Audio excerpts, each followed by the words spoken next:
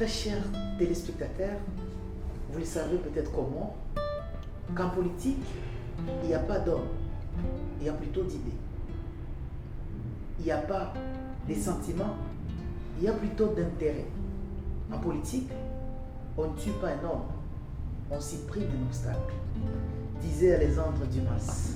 Messieurs et dames, bonjour et bienvenue dans ce tout nouveau numéro d'Héros à l'ombre.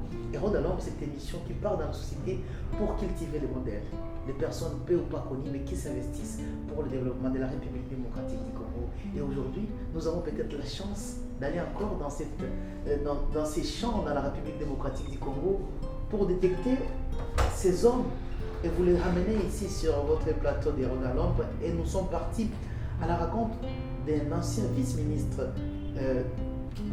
de notre pays. Il a été plusieurs fois dignitaire au cadre, si je peux le dire, au cadre dans les institutions publiques de l'État. Monsieur Zeda, je suis très honoré d'accueillir sur ce plateau d'Héros à l'ombre Monsieur Désiré Kachema, si je peux dire Excellence. Merci John. Désiré Kachema, Excellence Désiré Kachema, vous étiez, on le sait, vous étiez ancien vice-ministre de la fonction publique sous le régime Kabila. Si nous pouvons dire ça. C'est bien cela. C'est un honneur pour nous de vous recevoir sur ces plateaux des Héros de l'ombre.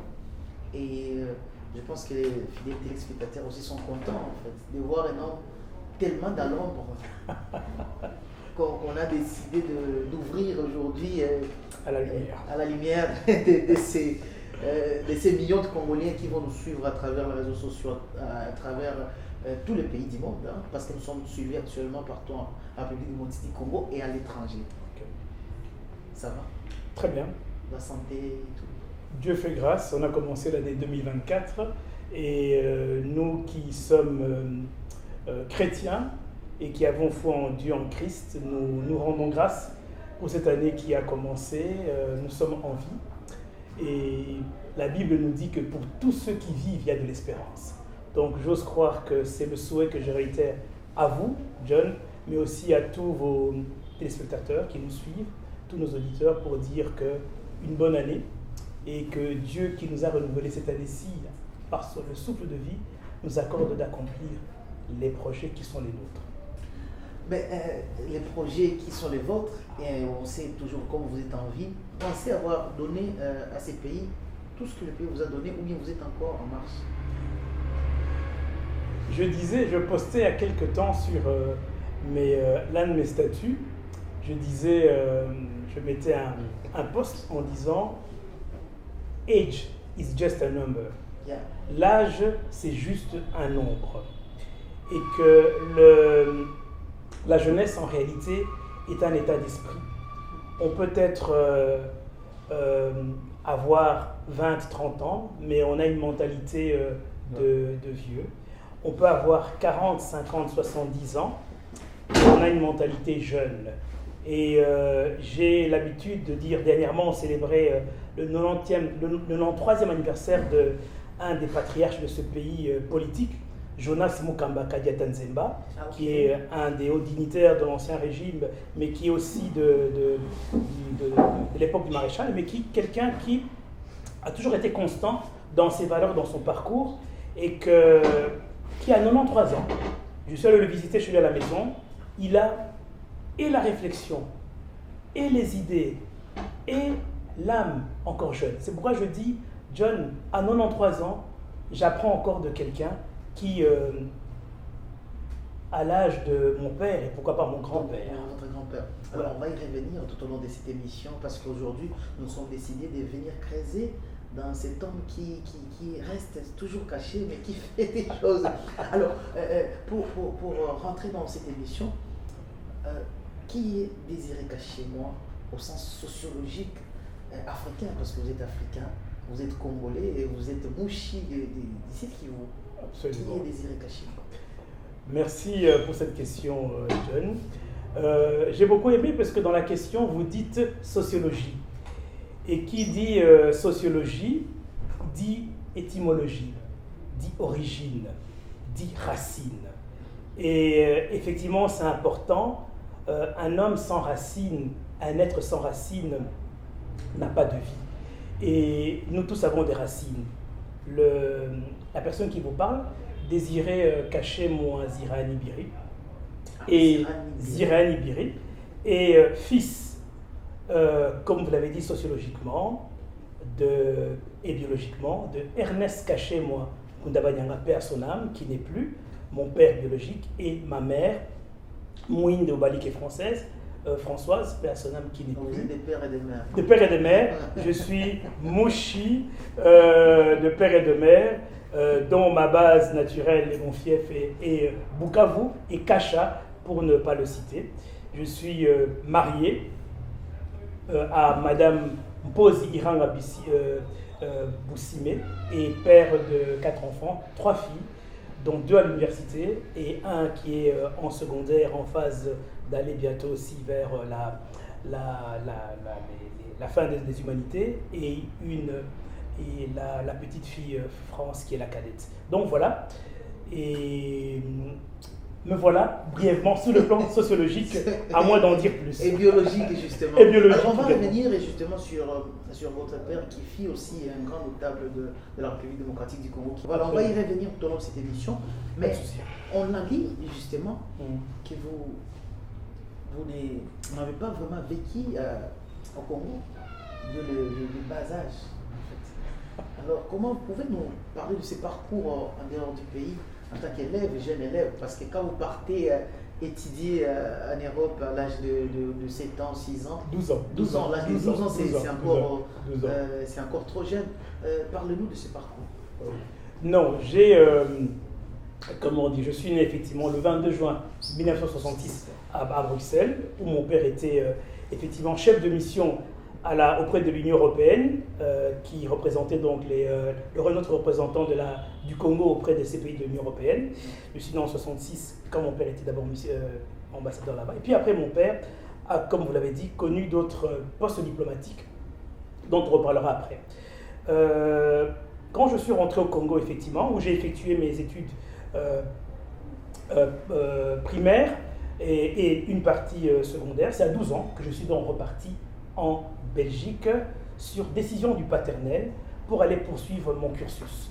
J'ai encore beaucoup d'amis du Moamba avec qui nous avons gardé des contacts, qui ont connu ma période de cursus partie congolaise et par après pour aller évoluer en Europe. Cette décision de mon père à 12 ans, John, ce n'est pas facile d'être déraciné, de quitter donc son pays, d'aller partir dans un pays étranger, la Belgique en l'occurrence.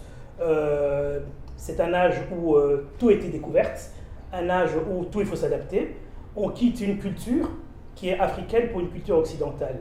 Et c'est de là donc que j'ai commencé mon cursus, ou poursuivi mon cursus scolaire et académique. C'est un déracinement, c'était un déchirement, puisque j'étais arraché à l'affection de ma mère, si je puis dire ainsi, de mon père lui-même bien sûr, mais de mes frères aussi, et pour partir dans une aventure. Mais je pense plus que ça, mon père avait un projet. Il savait qu'en faisant cela, sans doute qu'il avait vu en moi peut-être un potentiel, peut-être qu'il voyait que non. Ce jeune homme, peut-être, homme d'État.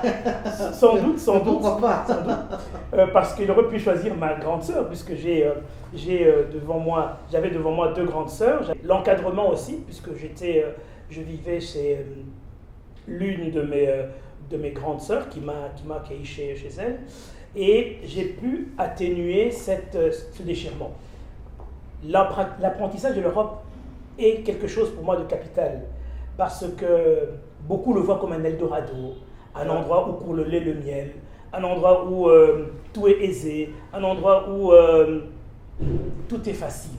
Comme on dit, Banapoutuville, comme disaient les Quinois, Banigiliste et tout. Mais en Europe, certes, mais j'ai été formé à la dure. C'est-à-dire qu'en Europe, chez ma grande sœur, mais j'étais à l'internat. Donc, mes 3 années passées à l'internat m'ont forgé le caractère. Et m'ont appris aussi à me débrouiller. Puisqu'on était à l'internat, on rentrait le week-end à la maison, ça m'a donné une culture du débrouillardisme, parce qu'à l'internat, il y a des effets qu'on devait apprendre à faire seul. Il fallait faire ses devoirs seul. Il fallait il y avait une certaine culture de prise en charge. Et donc cette culture, tôt dans mon jeune âge, dans ma période pré-ado, m'a permis de pouvoir me forger un caractère. En ce sens, jusqu'à la fin de mon parcours académique, je pense que j'ai gardé cette culture je dirais, de l'auto-formation, et sans les parents. Vous savez ce que c'est de ne pas être avec les parents sur place, même si on avait un environnement familial, mais ça m'a permis de me former et de me forger le caractère. Alors, est-ce que vous aviez cette acidité, parce qu'on ne sait pas dire en Europe, en Afrique, il y a quand même une très grande différence, surtout sur le plan formation. Comment vous vous évaluez en fait? Est-ce que vous étiez parmi les moyens élèves, les meilleurs? Parce qu'on doit parler de ça carrément. Hein? Parce qu'il y a les jeunes Africains, quand ils partent en Europe, ils se déracinent et ils ne sont pas vraiment meilleurs, ils sont moyens. Comment vous évaluez votre capacité d'adaptation scientifique? Ok. C'est difficile de s'auto-évaluer. Comme on dit, c'est toujours mieux qu'un regard neutre vous évalue. Mais votre question peut-être me renvoie à une sous-question. Je reviens un peu en arrière. Ça touche à l'éducation. J'ai une anecdote à vous raconter. Quand j'arrive en Europe, je quitte Moamba et donc je vais à l'Athénée en Belgique, l'Athénée Royal Dax, c'était en province, et j'ai eu, parmi les étudiants, j'avais un professeur en français, M. Simon, j'ai encore mes notes, je pourrais même les retrouver, et à l'occasion même vous les montrer si vous voulez. Ok, vous avez amené? Non, je ne les ai pas ici, mais je pourrais à l'occasion vous les montrer si vous le voulez. J'avais un cours de français, le prof était M. Simon. Et à la première période, quand j'arrive, je quitte Moamba, le prof de français, M. Simon, je me souviens toujours de lui, il se met devant et il dit « J'ai à vous informer que parmi les élèves qui ont eu les meilleures notes dans la première période en français, nous avons notre jeune homme ici qui vient de l'Afrique, Désiré Cachez-moi. Je vous avoue, John, j'étais tellement fier, j'ai appelé mon père pour lui dire « Papa, tu sais que en cours de français, j'ai eu les meilleures notes. » Alors, donc, mais tu sais, et mon père était fier. Et ça me rappelle un peu pour dire, tiens, notre enseignement n'est pas si mauvais. Le Désiré que l'ambassadeur a envoyé à Bruxelles, en Belgique, pour étudier, a eu les notes, des très bonnes notes en français. Comme pour dire ainsi, tiens, l'enseignement qu'on décrit tant, John, l'enseignement de notre pays qu'on décrit tant, n'était pas si mauvais en ce temps-là. Aujourd'hui, on pourra en reparler, mais en ce temps-là. Et donc, je crois savoir que les bases de toute éducation sont importantes. Et j'ose croire que les bases que j'ai eues au Moamba, je dis bien au Congo, m'ont permis d'évoluer de bonne manière en Belgique, de faire mes études supérieures et de terminer sans trop de problèmes. Et j'ai donc je serais tenté de dire que tiens, l'éducation de base est, à mon avis, la base aussi de toute éducation. Et l'éducation de base, je parle d'éducation d'abord au niveau cocon familial, famille mononucléique, mais l'éducation de base aussi au niveau institutionnel, éducationnel. Et j'ose croire que c'est cette éducation-là que je me suis efforcé à mon tour à donner à mes enfants, dont 2 aujourd'hui sont aussi en Belgique. Il faut reconnaître que au niveau de le système éducatif qu'est le nôtre a aussi des lacunes qui font que des pays, même africains, même pas européens, même africains, se sont vite adaptés, se sont mis en mode, je dirais, je parle de la digitalisation aujourd'hui dans les universités, même dans les écoles aussi secondaires, qui font que peut-être que le pays a aussi un retard de ce côté-là. Mais n'empêche, il est étonnant de voir que lorsque des étudiants congolais vont à l'étranger, je prends le cas des médecins par exemple, qui sont formés à l'UNIKIN et qui vont en Afrique du Sud qui brillent, qui vont en Belgique qui brillent. Ma propre fille, quand elle est partie en Belgique pour pouvoir faire ses études supérieures, elle a fait une année de réto Elle a été brillante, elle a même reçu un prix. Elle venait de Kabambar. Donc c'est pour dire, tiens, le système éducatif congolais n'est pas si mauvais que ça. Mais je crois savoir qu'il y a nécessité de le faire une mise à jour. La mise à jour, c'est pour s'adapter aussi par rapport aux normes internationales. Le système des vieux livres, le système où on est encore dans des ouvrages qui sont complètement déclassés, ça nous montre qu'il y a quand même un retard là-dessus. Et je pense au travail de modernisation, mais je pense aussi de digitalisation, mais de mise à niveau aussi, je pense, des curriculums est important.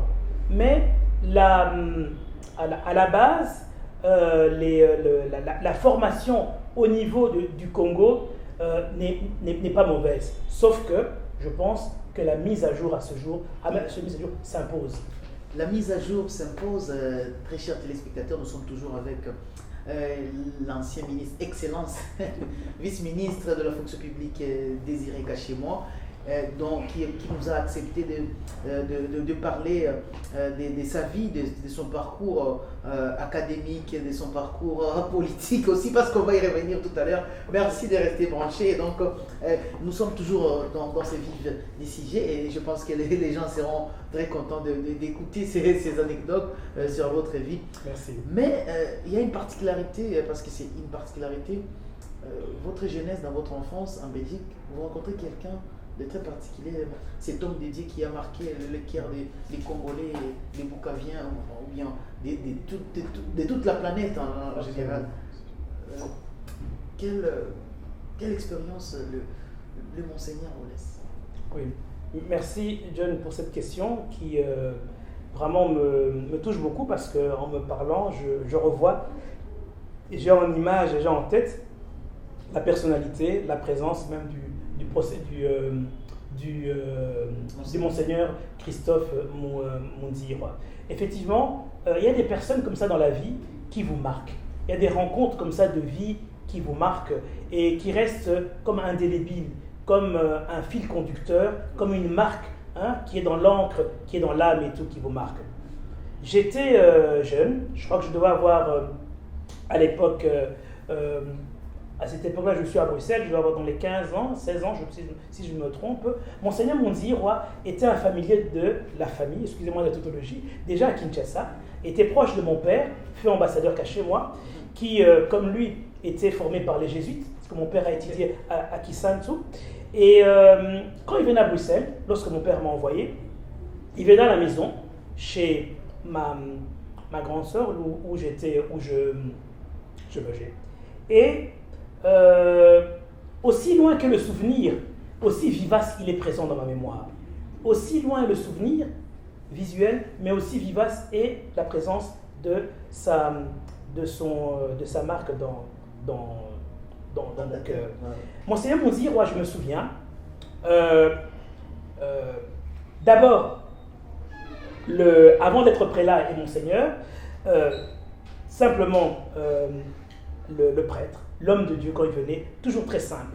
Je me rappelle avec ses sandales qu'il mettait et tout, son pull, un débardeur gris, un pantalon, je pense, délavé, mais d'une profondeur, d'une simplicité incroyable.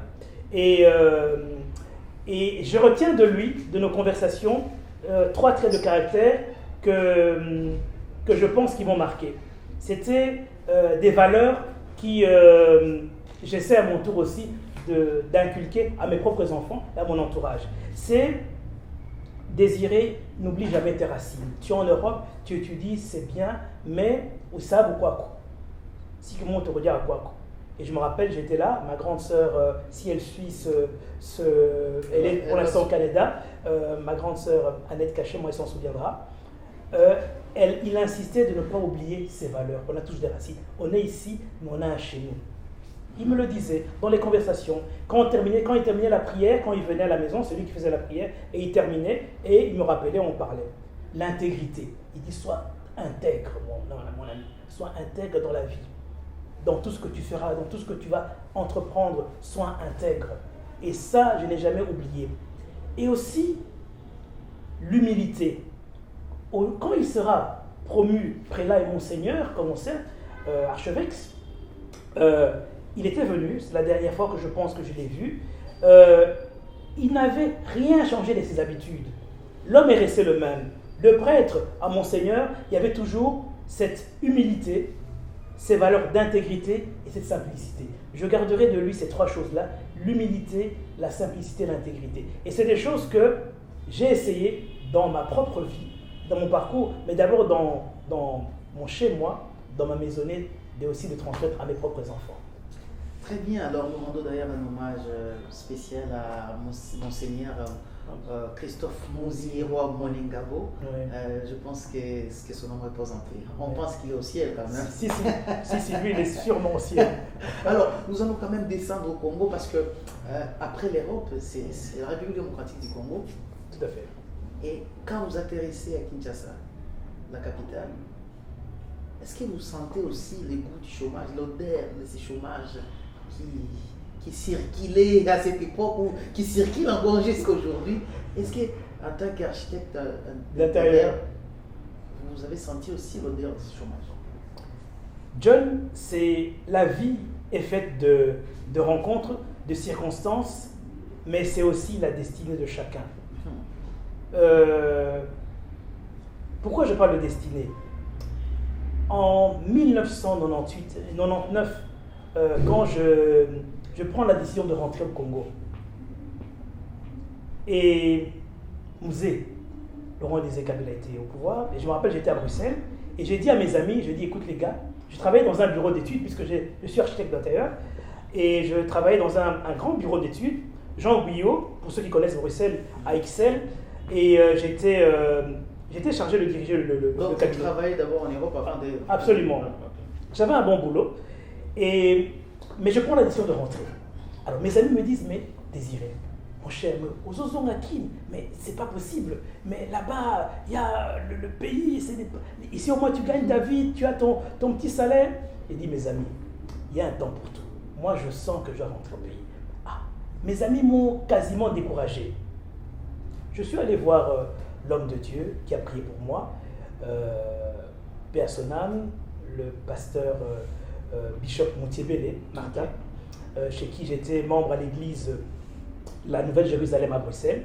Il m'a dit, Désiré, si c'est une décision que tu as prise en âme et conscience, rentre au pays. Dieu te bénira là-bas. Et vas-y, puisque tu as pris cette décision en âme et conscience. Comme je suis chrétien, je vous le dis. John, je suis rentré au pays. Je t'avoue que dès que j'ai foulé le pays, j'ai, on peut dire, une grâce divine. Tous les boulots m'ont trouvé. J'ai eu la grâce d'obtenir mes boulots. Je ne sais pas si on peut appeler ça Ngolou Yanzam, la grâce. Ou chancelier Kopamba. Chancelier Kopamba, je dis. Mais chancelier Kopamba, pas dans le sens quinois, dans le sens plutôt positif. Le premier boulot que j'ai eu, j'étais à la maison. Un ami avait envoyé un CV dans un organisme international. C'est comme je parle l'anglais couramment. Et on cherchait non, pas du tout, un assistant administratif pour une ONG internationale anglaise qui s'installait. Alors, mais moi, déjà à l'époque, je travaillais comme architecte d'intérieur ici à Kinshasa. Entre autres, j'avais des projets que je faisais même pour l'hôtel de ville. Mais le boulot là vient me trouver. Je me dis, qu'est-ce que je fais? À l'époque, j'étais encore fiancé, j'étais pas encore marié et tout. Bon, qu'est-ce que je fais, comment? Donc, le salaire était bon, l'opportunité était là. Je me dis, bon, de toute façon, c'est pas grave, je pourrais combiner, je me lance. J'ai été engagé, j'ai travaillé, j'ai commencé, et j'ai travaillé pendant 3 ans dans l'organisme international, en gravisant les différents échelons. Donc, le boulot, j'ai eu la grâce de pouvoir arriver à Kinshasa dans un environnement qui était celui que vous connaissez politique, mais dans lequel j'ai eu la facilité d'obtenir mon premier job. Et le contrat est arrivé à terme, et ce contrat qui est arrivé à terme quand le programme, vous connaissez un peu, je ne sais pas si vous connaissez le programme des systèmes des Nations Unies, en général, ce sont des financements qui sont donnés par le bailleur, la Banque mondiale, l'Union européenne, la coopération japonaise, la coopération française et tout. Le programme est arrivé à échéance et il était terminé.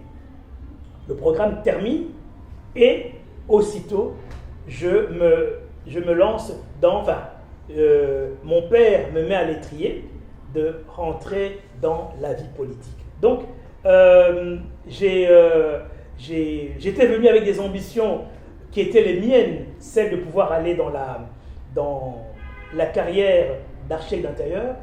Mais il y a un proverbe qui dit en français « tout chemin mène à Rome ».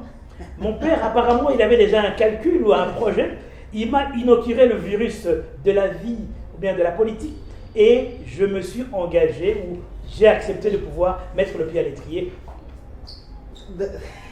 dans le parti qui était le sien, Parti démocrate social chrétien. Voilà, on va justement, on voulait atterrir à ces stades parce que on les rappelle depuis 2000 ans jusqu'à ces jours, on passait dans plusieurs organisations internationales, les institutions publiques, on peut citer notamment Save the Children, la Banque mondiale depuis 2011.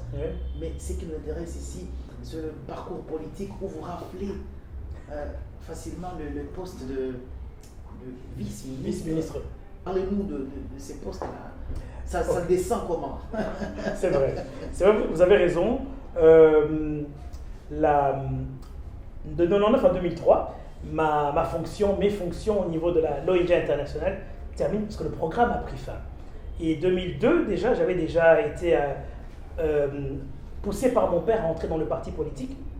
Il était encore en vie puisqu'il est décédé par après. Mon père, mais entre-temps, il m'avait déjà mis le pied à l'étrier. Le Parti démocrate social chrétien est l'entrée, le cheval dans lequel j'entre dans la vie politique, dont le président était Boboliko Lokonga, ancien Premier ministre, ancien au cadre du MPR, qui est décédé aussi. Et donc, j'entre dans la politique, dans le parti de mon père, où il me laisse dans les mains de une des grandes figures de proue de la vie politique du Sud Kivu, mais du pays, qui est aussi Ferdinand Chimanuka, qui est aussi l'une des personnes avec Monseigneur Monzirwa, que je considère comme étant vraiment des personnalités qui m'ont marqué.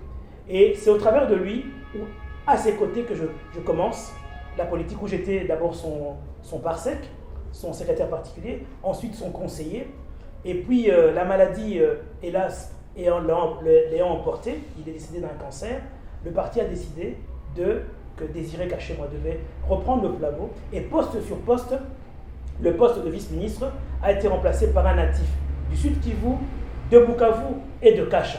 Et donc Désiré Kachémois a pris le flambeau de 2004 jusqu'à la fin de la période de transition embuscade. Donc je suis entré en politique par des personnes qui m'ont aussi coaché et qui restent pour moi des figures que je garde dans mon cœur. Ok, on va certainement y revenir. Je vous en prie. Mais en tant que vice-ministre de la fonction publique, vous savez que c'est parmi le ministère clé pour le développement d'un pays. Absolument. Parce que c'est l'administration, c'est la culture des valeurs, c'est la culture de la conscience professionnelle des travailleurs de l'État et de partout d'ailleurs. Exactement. Quelles sont vos empreintes? Avez-vous qu'est-ce qu'on peut toucher aujourd'hui? On sent, il y a un peu de cachet, moi, à ces ministères-là. Oui, John, c'est vrai, ce que vous dites est pertinent. Quand il s'agit de pouvoir analyser des faits politiques ou bien une situation politique, il faut toujours analyser la situation dans sa globalité et surtout dans c'est comment j'appelais dans ce background. Et je pense que ce sera aussi un des fils conducteurs peut-être aussi de notre interview. Quel est le background de la situation ou bien de l'État? Je prends le cas ici de Désiré Kachémois, nommé par ordonnance présidentielle vice-ministre à la fonction publique et tout. Et titulaire, Athanase Matenda, mon grand frère que je salue par ailleurs, avec qui j'ai travaillé en bonne intelligence pendant les 3 ans et demi, ou presque 4 ans, quand on était à la fonction publique. Et nous sommes le premier gouvernement, nous sortons de Sun City, le gouvernement a mis en place le 1+4 avec le président de la République à l'époque, Joseph Kabila Kabange, les 4 vice-présidents, Hiro Diandomasi, Jean-Pierre Mbemba, Azarias Rouberois et, paix à son âme, le 4e vice-président qui était Hiro Aboulaye Ndombasi, Azarias Rouberois, Mbemba et le 4e qui était de l'opposition politique non armée, dont on a... On a parlé d'Arias, Oui. Il passe le vieux Zaïd Ngoma. Zaïd Ngoma. Merci, Arthur Zaïd Ngoma. Merci. La mémoire commence à flancher, on vieillit. Ouais. Et nous sommes dans un programme de gouvernement de transition, mais il faut comprendre le contexte politique. Nous sortons de Sun City, nous sortons d'un pays qui était en partition, et l'un des partenaires, bien les partenaires clés qui ont soutenu la réunification ou bien le programme, le processus du dialogue intercongolais, de la réunification de Sun City, sont aussi les mêmes partenaires qui vont nous soutenir dans le programme du gouvernement, dont la Banque mondiale et les autres partenaires. Parmi les programmes de réforme structurelle dans lesquels le gouvernement est appelé à mettre en œuvre, on est accompagné par la Banque mondiale qui nous appuie dans le domaine de la réforme de la fonction publique, ou bien de l'administration publique. Ouais. Il y avait plusieurs réformes. Il y avait la réforme de l'armée, il y avait la réforme de l'entreprise publique, il y avait la réforme des finances publiques, mais nous avions le volet de la réforme de l'administration publique, avec mon titulaire, le ministre titulaire, Athanase Matenda, et le vice que j'étais. Le programme, comme j'ai dit, était un programme qui était ambitieux, était celui de pouvoir mettre en œuvre le cahier de charges accepté de commun accord entre la Banque mondiale, les partenaires au développement, la coopération technique belge, la coopération française, la coopération sud-africaine, pour reformer l'administration. C'est-à-dire, 1. Faire un recensement des fonctionnaires de l'État. Okay. 2. Maîtriser les effectifs. 3. Réforme du cadre organique aussi. 4. Les mises à la retraite des fonctionnaires de l'État qui étaient en âge à la retraite. Et puis, 5e, commencer aussi l'opération qui après a été amplifiée, celui de la digitalisation, la numérisation,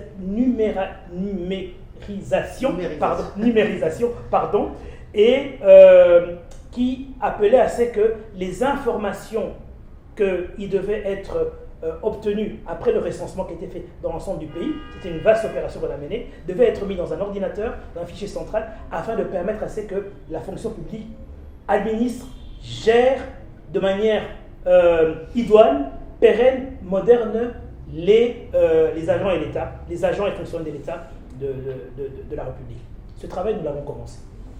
Nous sommes heureux, avec Matilda, que ce travail a permis à ce qu'on délivre les premières cartes, non pas biométriques, mais les cartes après recensement et après obtention des données de chaque fonctionnaire et centralisation dans un ordinateur, dans un fichier central, et ensuite de commencer après de lancer l'opération qui était celui de pouvoir assainir le fichier central et ensuite de pouvoir payer les fonctionnaires par voie bancaire. Travail qui a été continué après avec les gouvernements de Gizenga, Matata et Samuel Kondé, et j'ai oublié Adolphe Mozito. Donc, je dirais, qu'avez-vous fait, monsieur Cachez-moi? Disons, voilà. on a été pionniers, on a, comme on dit, on a été ce que, à l'habitude de dire mon pasteur, dont Yves Kisukoul, on a été dans ce qu'on appelle les faibles commencements.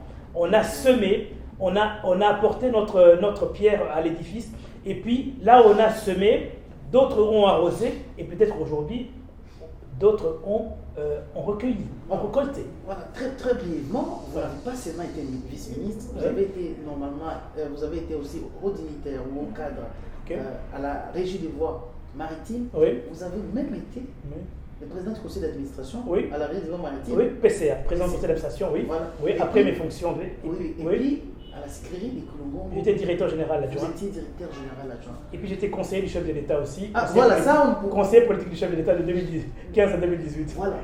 Oui, alors, effectivement. Est-ce que... Oui. Pour ne citer que cela. Pour ne citer que cela, parce qu'on ne va pas tout citer. Oui, effectivement. On sait que le CV a été très dur pour nous de le lire. Mais nous avons C'était d'ailleurs un plaisir de découvrir tout ce que vous avez fait pour le pays. Merci. Nous vous félicitons. Je pense que les téléspectateurs ne vont pas aller au contraire de mes paroles. Alors, est-ce que vous, là-bas aussi, vous apportez l'engouement pour sauvegarder quand même le développement de la République démocratique du Congo? Parce que quand même, ce sont des secteurs aussi clés. Effectivement. En fait, John, tu as posé une question essentielle et qui est une posée qui est pertinente, c'est de dire, lorsque on vous confie une mission, et nous, qui nous considérons un peu comme des serviteurs de la République, d'autres nous appelleraient des technocrates, mais des serviteurs de la République. Quand le chef de l'État me confie la mission d'être président du conseil d'administration de la Régie des voies maritimes, aujourd'hui rebaptisée après la réforme de l'administration publique entreprise commerciale et non congolaise des voies maritimes, lorsque le chef de l'État, à l'époque, me confie aussi les fonctions de la direction générale de la sucrière de Koulingongo, on a une mission, on a un mandat. Et lorsque un homme d'État reçoit un mandat, il doit rendre compte. Mais avant de rendre compte, il doit savoir quelle est sa feuille de route, quelle est la mission qu'on vous a confiée. Je prends le cas de notre entreprise qui est la RVM, à l'époque, Régie des voies maritimes, où je travaillais en intelligence avec le directeur général, à l'époque l'ADG, Robert Mwinga, avec qui d'ailleurs, qui est un ami, avec qui d'ailleurs on était tous les deux dans le gouvernement, plus 4 ministres. Lui, il était vice-ministre des Affaires étrangères et moi, j'étais vice-ministre de la fonction publique. Donc, par le hasard des choses, on se retrouvait après les fonctions ministérielles dans la gestion des entreprises. Et donc, la mission qui était nôtre, on a trouvé une entreprise moribonde.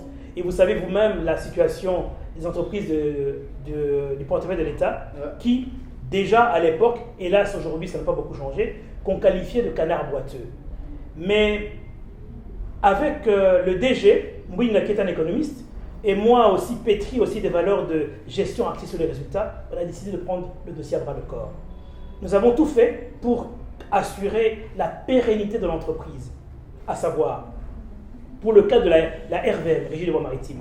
C'est une entreprise dont le siège social est à Boma et dont l'objet social est d'assurer le dragage et le balisage du bief maritime, afin de permettre à ce que tous les bateaux qui arrivent, qui entrent dans le bief maritime, à Boma, en l'occurrence et à Matadi, puissent arriver de manière à bon port, c'est le cas de le dire, de manière idoine, sans être enlisés. Et cela nécessite ce qu'on appelle un travail d'entretien et de dragage quotidien du bief maritime, c'est-à-dire des eaux fluviales pour que les navires ne s'enlisent pas. Et cela nécessite des moyens énormes. Et donc à l'époque, on avait dû prendre une décision de pouvoir louer des dragues. On avait passé un contrat avec une entreprise belge pour que nous puissions assurer l'entretien du bief maritime. Ceci a permis à ce que nous puissions non seulement assurer d'abord les missions premières de l'entreprise, malgré la trésorerie qui était très faible, de payer les travailleurs et d'avoir la paix sociale. Aujourd'hui, je suis heureux d'entendre, puisque comme on dit, toute œuvre, bien sûr, toute œuvre humaine n'est pas parfaite, d'autres ont pris le relais, et aujourd'hui, je suis heureux d'apprendre que la Congolaise des voies maritimes a, grâce au concours du gouvernement et en fonds propres, ils ont acheté finalement une drague propre, et aujourd'hui, le bief maritime est assuré. Mais on a fait notre part. Voilà. Vous avez fait votre part, mais il y a quelque chose encore qui nous intéresse dans votre parcours. Ok. C'est contact avec la Banque mondiale. Ok. Très brièvement, comment vous faites ce contact avec la Banque mondiale, parce que vous y restez pendant plusieurs années, jusqu'à ce jour, plusieurs décennies, jusqu'à ces jours. Tout à fait. Voilà. Comment vous faites les contacts avec la Banque mondiale? C'est vrai. C'est vrai que en disant ça, John, vous m'arrachez beaucoup de souvenirs. En 2004, je suis nommé vice-ministre de la fonction publique et très tôt, le programme qui était le nôtre devait nous envoyer en province pour aller suivre l'évolution du programme de réforme que le gouvernement avait. Donc j'ai eu la grâce de parcourir quasiment l'ensemble du pays. J'ai eu la chance de faire le tour de la RDC. Et ce travail, nous le faisions bien sûr conformément à la feuille de route du gouvernement, mais aussi en appui avec les partenaires. parmi les partenaires, la Banque mondiale. Et moi, je ne savais pas que j'étais observé, ou que, en tout cas, les personnes regardaient le travail qu'on faisait de près. Nous avions des réunions régulièrement avec eux aussi, au niveau du cabinet et chez eux, quand on faisait l'analyse de notre programme. Et quand mes fonctions terminent en 2007, je serais étonné que la Banque mondiale, un ami m'appelle pour me dire, écoute, Désiré, la Banque mondiale va se tiens, non, on te cherche. Tiens, ok. Je dis pourquoi? Non, en tout cas, on souhaiterait te voir. Et une rencontre a été faite, informelle avec eux, et dit, bon, voilà, nous t'avons observé pendant tes fonctions, et on a estimé quand même que tu travaillais de manière correcte, et que tu es quelqu'un quand même de sérieux, et on voudrait te confier des missions. Je viens de terminer une fonction, je suis encore à quelques jours où je suis au chômage, comme dit, hein, mais Ibakou Madame, et je ne suis. On souhaiterait te confier une mission d'audit de l'administration publique, de l'administration publique, où toi-même tu étais vice-ministre. Et donc, je dis ok. C'était un appel d'offres récent. On était à 10. On a fait le concours, on est passé à 10. Mais apparemment, ils avaient déjà jeté le dévolu sur moi. Mais j'ai quand même passé le concours. 10, 5, 3, 2 et puis 1, j'ai été retenu. Bon, j'ai fait la mission pour eux. Les missions consistaient à pouvoir... la Banque mondiale appuie en partenariat le gouvernement dans ses programmes de réforme. Mais cet argent-là qu'elle donne, cet argent demande à ce qu'à un moment donné, à la fin du programme, on fait ce qu'on appelle une mission d'évaluation. Ouais. C'est que nous, on appelle en termes d'audit, puisque moi je suis spécialiste expert en audit organisationnel, j'ai fait des audits de manière d'audit organisationnel et structurel, contrairement à ceux que d'autres qui font des audits financiers. Et ces audits ont permis à ce que la Banque mondiale, par mon recommandation, corrige, modifie ou bien mette à jour aussi, ou bien analyse de manière différente le programme qu'ils ont appuyé. Ils ont donné de l'argent, mais ils veulent avoir un avis. Et nous avons été recrutés pour cela, pour faire ce travail-là. Depuis lors, je vous parle de 2007 jusqu'à ce jour, le dernier que j'ai fait, c'est encore en 2023, où j'ai encore fait une mission pour eux, toujours dans le cadre de l'administration. Là, c'est pour l'EPSP. Mais justement, là, ce sont des projets à 4 chiffres ou 5. Hein? Quand vous gagnez, c'est 5. C'est 4, 5 chiffres. Disons, c'est des programmes. Bon, je ne dis rien. Mais ça, c'est quelque chose de très intéressant. Okay. Mais aujourd'hui, oui. parce que nous sommes en train de parler des réformes au niveau de l'État. Mm-hmm. Ici, le président Félix-Antoine Tshisekedi qui vient d'être réélu, nous sommes en train de les saluer en passant le président Félix-Antoine Tshisekedi. Félicitations au président Félix-Antoine Tshisekedi qui vient d'être réélu. Absolument. Est-ce que si vous demandez un avis sur ce que vous pouvez faire pour lui, que diriez-vous? Supposons qu'il est là, elle dit Monsieur Désiré, votre CV me touche profondément. Qu'est-ce que vous pouvez m'aider à faire pour qu'on puisse reconstruire ensemble ces pays? Tout à fait. Donc d'abord, citoyen, républicain, je me dois d'abord de pouvoir saluer sa réélection comme chef de l'État à plus de 70% dans des élections qui ont été, malgré les faiblesses, malgré des lacunes et malgré les fraudes qui ont été reconnues ça et là. Mais de manière générale, la communauté internationale, à commencer par l'Union africaine, les différents organismes nationaux et internationaux ont reconnu la victoire du chef de l'État et que je salue et qui est sans conteste. Et ça, c'est une bonne chose pour la stabilité de la démocratie et pour la stabilité des institutions. Donc nous saluons cette réélection. Le cas, la question que vous me posez est une question délicate. Oh, qu'est-ce que Désiré pourrait faire? Non, je pense que un homme d'État qui a qui veut servir son pays et qui a une expérience qu'il a déjà fait prévaloir et qui est reconnu au pays, même à l'étranger, ne peut pas imposer au chef ou au gouvernant ou au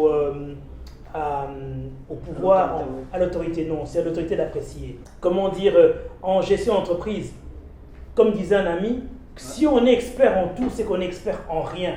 Et donc je pense que chacun a son créneau et c'est une bonne chose ainsi, que chacun garde ses chèvres et ses choux, et c'est une bonne chose.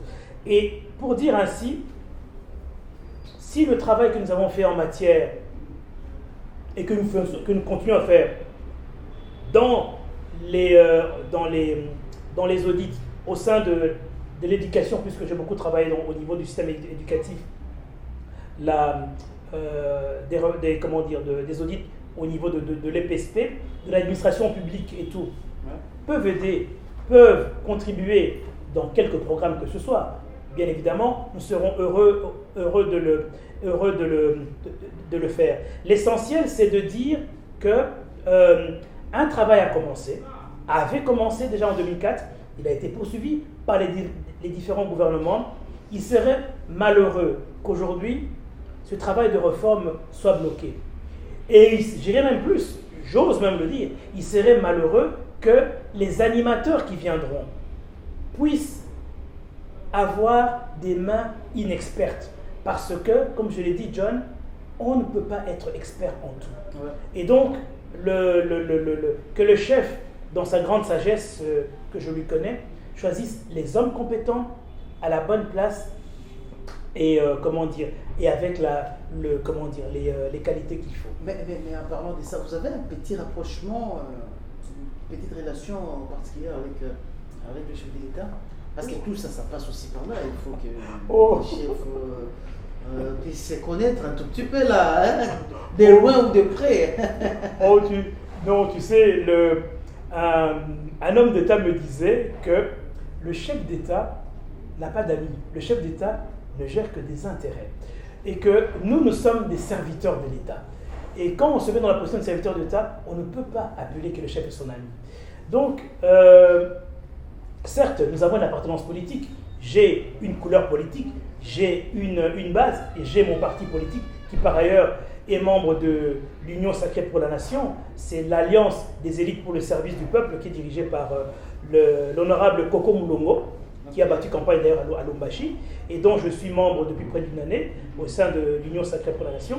Mais on ne peut pas imposer au chef une quelconque orientation, mais on peut dire, si le chef, dans sa discrétion, car je pense toujours à ce que j'appelle le pouvoir discrétionnaire du chef, si le chef disait que bon, j'aurais besoin de tel profil pour travailler dans le secteur éducatif ou de l'administration, pourquoi pas. Mais bien évidemment, cela, c'est vraiment c'est un cas d'école et je n'en fais pas du tout une fixation.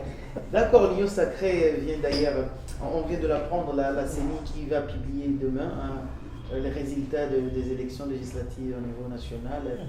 Alors, nous attendons et nous pensons que l'Union Sacrée est tellement fort actuellement. Voilà, ça ce sont des rumeurs, on va voir. On va voir, effectivement, ce sont des rumeurs, exactement. Alors, on va parler aussi de quelque chose de très important dans cette émission. Oui.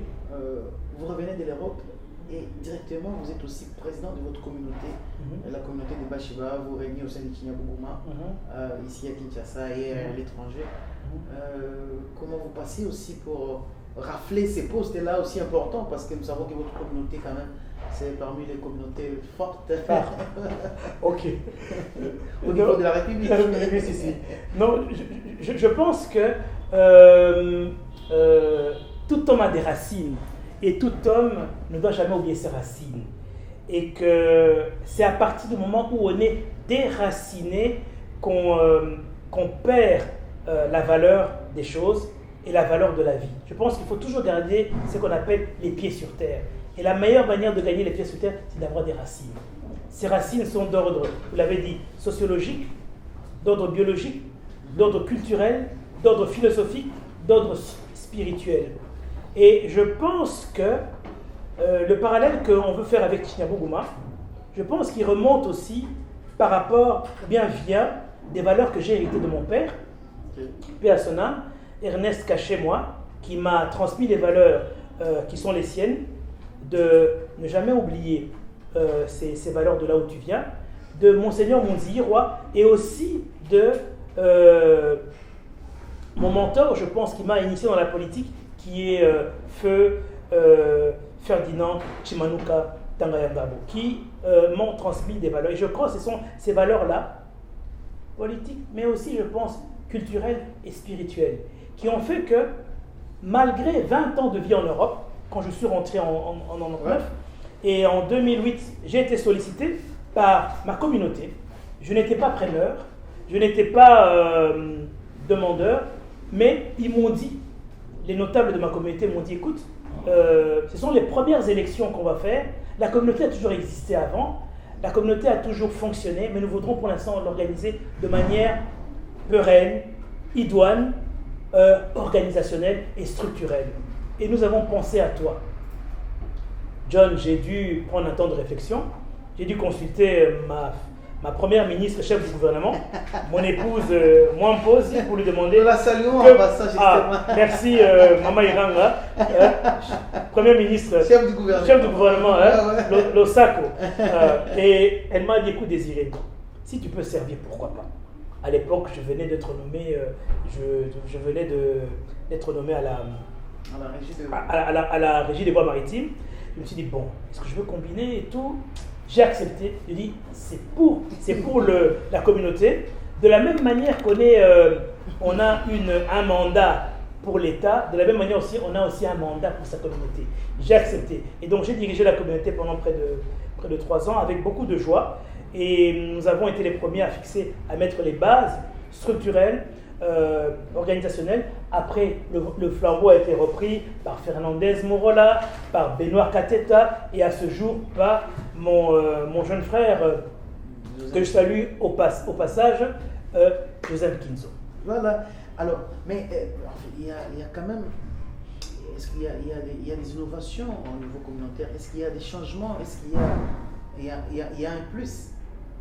Un plus qui s'est apporté par rapport à votre époque, parce que la communauté quand même avance et avec des nouvelles générations justement. Est-ce que vous avez senti dans quelques poussières secondes, parce que la technique déjà nous acquille pour finir cette émission? Donc je pense que les époques ne sont pas les mêmes. Moi j'ai été président en 2008, aujourd'hui nous sommes en 2024. Faites le calcul, c'est presque l'âge d'un mini-ado. Donc les choses ont évolué, les techniques ont évolué, entre autres les techniques d'information. Et je pense que la grande force aujourd'hui de la communauté, c'est aussi l'utilisation ou l'usage des techniques de l'information qui est rapide. La capacité de pouvoir atteindre en temps réel, grâce aux réseaux sociaux, les nombreux bâches qui sont à Kinshasa, de leur communiquer l'information, de les organiser, de mobiliser. À l'époque, nous, c'était il fallait aller par texto, c'était difficile, un à un, on ne connaissait pas encore les groupes WhatsApp, on ne connaissait pas encore LinkedIn, on ne connaissait pas encore Instagram, donc c'était une époque. Et je pense que la communauté aujourd'hui a l'avantage de pouvoir être mieux organisée, mieux structurée, grâce, je pense, aux outils aussi de la technique. Et je pense en cela aussi à une participation plus grande de la jeunesse. Parce que je pense aussi qu'une plus grande place donnée à la jeunesse est un atout pour les communautés. Qu'on ne doit pas avoir peur de la jeunesse, on doit les mettre en avant. Puisque ce sont eux, finalement, qui seront les futurs leaders dans les jours et dans les années qui viennent. Mais quand on parle de la communauté, pour finir cette émission, nous parlons aussi de votre province. Les sites qui les sites qui vous n'avancent pas, en fait. Bon, ça c'est... Vous partagez mon avis, en fait. On change des gouverneurs, on a changé peut-être 1000 fois des gouverneurs, contrairement aux voisins des Goma. Bukavu reste Bukavu d'hier. Mais qu'est-ce qui se passe, en fait? Qu'est-ce qui freine le développement de cette Kivu, si on peut le dire? John, la question que vous posez, je crois que c'est une question une observation que tout le monde se fait, non seulement l'élite du Sud Kivu, mais je pense que même tout le commun de mortels peut constater que, hélas, depuis près d'une vingtaine d'années, 2 décennies, la province ne décolle pas. La province a du mal à se développer et la province a du mal à décoller. Les atouts pourtant sont là. On ne parlera pas ici des atouts, des potentialités sur le plan minier et autres et tout, malgré bien sûr la situation d'insécurité, des troubles qui sont créés par les groupes armés et tout, mais ce n'est pas une panacée qui peut justifier que nous soyons en retard. Et donc c'est un regret que nous pouvons avoir. Et je pense que comme souvent, lorsque on met l'homme au cœur du développement, le premier atout du développement, le premier acteur du développement, c'est d'abord l'homme. Ce ne sont pas les ressources. Peut-être qu'il y a aussi un problème d'homme. Peut-être aussi je n'oserais pas le dire, qu'il faudrait que... c'est peut-être là une recommandation que je fais à voix haute, que dans quelques jours, il y aura des élections sénatoriales et des élections de gouverneurs, que les élections au second degré nous permettent, les électeurs eux-mêmes, donc les députés provinciaux qui vont vraiment fassent un effort de conscience pour choisir l'homme qu'il faut à la place qu'il faut. Parce que c'est triste que la province reste en arrière. Et donc, ça ne peut que faire mal à toute personne originaire du Sud Kivu de voir qu'aujourd'hui, nous sommes vraiment à la traîne des 26 provinces, malgré nos potentialités. Et que vous arrivez à Bukavu, c'est un déchirement. Et donc, nous prions que le choix qui sera fait par les élus provinciaux dans l'élection second degré sera un choix idoine. Et que celui qui sera investi sera vraiment la bonne personne. Nous sommes heureux d'avoir été avec vous. C'est par ici que nous allons finir cette émission. Nous avions le plaisir de recevoir exclusivement pendant plus d'une heure les notables, l'excellence, le président Désiré Kachema, ancien vice-ministre de la fonction publique et aussi dignitaire et au cadre dans plusieurs institutions de la République démocratique du Congo. Merci à vous de nous avoir suivis en France, en Belgique, en Allemagne. Merci, restez branchés, restez connectés sur nos réseaux sociaux. Nous allons demander une toute dernière question à notre invité, parce que c'est lui aujourd'hui pour cette bonne année, c'est pour célébrer aussi cette année 2024 en beauté. TV4 Congo les donne l'opportunité de finir cette émission. Alors, vous allez regarder la caméra, tout droit, en tout cas fixement. Vous allez regarder la caméra et moi je vous pose des questions. D'accord. Alors, vous allez nous parler dans une minute de ce que vous pensez de ces élections en République démocratique du Congo et un conseil à la nouvelle génération. Et vous finissez bien sûr avec quelques 2 ou 3 livres. Il faut évidemment le manga dans cette émission. Et souhaiter justement bonne année à nos très chers téléspectateurs. On se retrouve tout à l'heure. Concernant le processus électoral, je suis un observateur mais aussi un acteur politique depuis près de 20 ans. Et nous avons connu plusieurs cycles électoraux, 2006, 2011, 2018, 2023. Aucune œuvre humaine n'est parfaite, toute œuvre humaine est perfectible. Et à ce jour, l'exercice démocratique qu'est celui des élections, qu'est celui de pouvoir rechercher la légitimité par les élections, a commencé depuis près de 2 décennies en RDC. Et j'ose croire que c'est dans le sens de la consolider. C'est vrai que tout n'a pas été parfait, c'est vrai qu'il y a eu des tricheries, c'est vrai qu'il y a eu des fraudes, mais c'est vrai aussi qu'il y a une volonté de pouvoir de plus en plus rechercher, non pas de se pérenniser ou bien de rechercher le pouvoir par la force, mais plutôt par les voies démocratiques. Et la CENI a joué ce rôle. Certes, c'est vrai qu'il y a eu des faiblesses, mais il serait aussi dangereux de vouloir faire tabula rasa de ce qui a été fait pour dire que recommençons à zéro parce qu'il y a eu des erreurs, parce qu'il y a eu des fraudes. Je crois savoir qu'il faut plutôt dire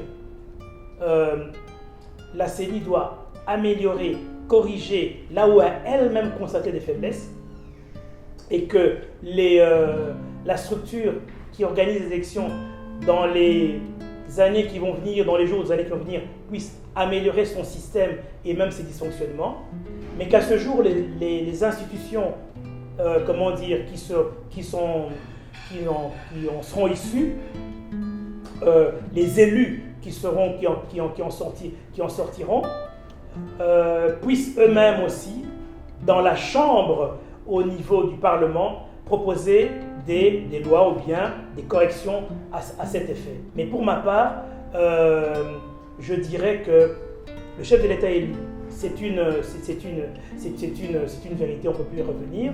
La CENI a reconnu elle-même des erreurs et des dysfonctionnements que nous lui demanderons qu'à l'avenir de corriger pour qu'elle soit moins dysfonctionnelle, plus transparente et qu'elle ne nous amène pas des situations où nous sommes obligés de pouvoir être ainsi exposés à la vue au sud de tout le monde. Ça, c'est la première chose que je dirais. Donc, deuxième chose, concernant la jeunesse. Je disais, la jeunesse est un état d'esprit. La jeunesse est un état d'esprit, comme on dit, la jeunesse n'est qu'un nombre. Et on peut être à 70 ans, 80 ans jeune, on peut être à 20 ans, à 30 ans, avoir une mentalité de vieux.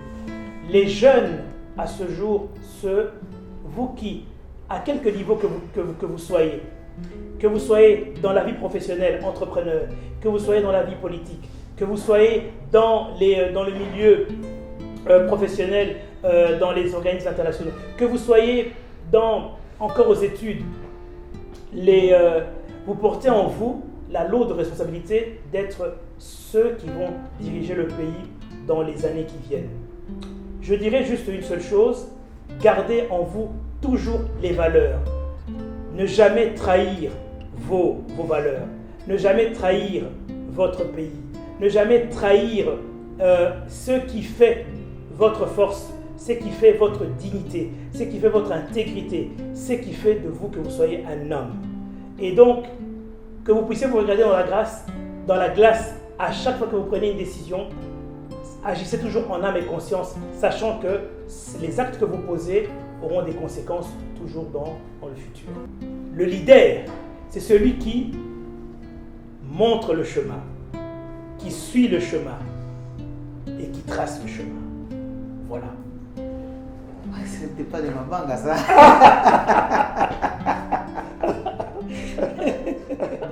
Ce n'était vraiment pas de ma banga.